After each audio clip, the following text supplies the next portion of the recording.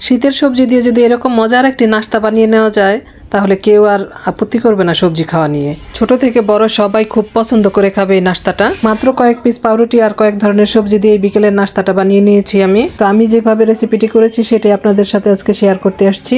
আমি প্রথমে একটি বাটির মধ্যে কয়েক পিস পাউরুটি নিয়ে নিলাম আর এর মধ্যে দিয়ে দিলাম পানি দিয়ে আমি পাউরুটিকে ভিজিয়ে রাখবো কিছুক্ষণ। তারপর অন্য একটি বাটির মধ্যে নিয়ে নিলাম ফুলকপি কুচি। এটা যতটা কুচি করে কেটে নেওয়া যায় ততটাই ভালো হবে। তারপর নিয়ে নিলাম ক্যাপসিকাম কুচি, তারপর গাজর কুচি, তারপর পেঁয়াজ কুচি, নিয়েছি ধনিয়া পাতা কুচি, কাঁচামরিচ কুচি। যতটা কুচি করে নেওয়া যায় বাইন্ডিংয়ের জন্য তত ভালো হবে।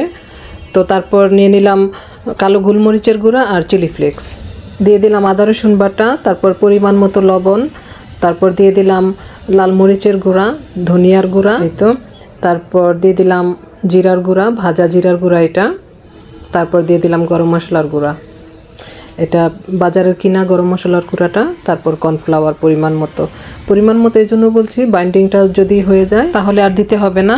এরপর দিয়ে দিলাম পরিমাণ মতো ঘি, এটা খুব বেশি দিতে হবে না, নয়তো বাইন্ডিং নিতে সমস্যা হবে।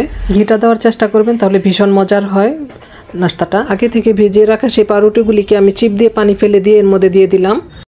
আগে থেকে সিদ্ধ করে রাখা 2টা ডিম আমি এখানে গ্রেট করে দিয়ে দিলাম, এই তো। তারপর 2টা ডিম গ্রেট করে দেওয়ার পর আমি ভালো করে এখানে মিক্সড করব। খুব ভালো করে মিক্সড করতে হবে যাতে সবগুলি উপকরণ সব দিকে সমান থাকে। তারপর যখন ভালো মতন মিক্সড হয়ে যাবে তখন আমি গোল গোল করে শেপ দিয়ে নিব। এটা কাবাবের শেপ বলতে পারেন অথবা পেঁয়াজুর শেপের মতো করে।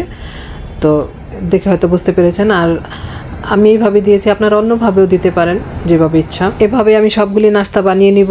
তো বানানোর পর আমি ভাজতে চলে গেলাম। আগে থেকে তেল গরম করতে দিয়েছিলাম একটি প্যানে। আমি অল্প পরিমাণ করে ভাজবো কারণ আমার গ্যাসের চুলায় গ্যাস কম। তো এই তো আমার 2টা এর মধ্যে ভাজা হয়ে গেল। তারপর আমি আরও 2টা দিয়ে দিলাম।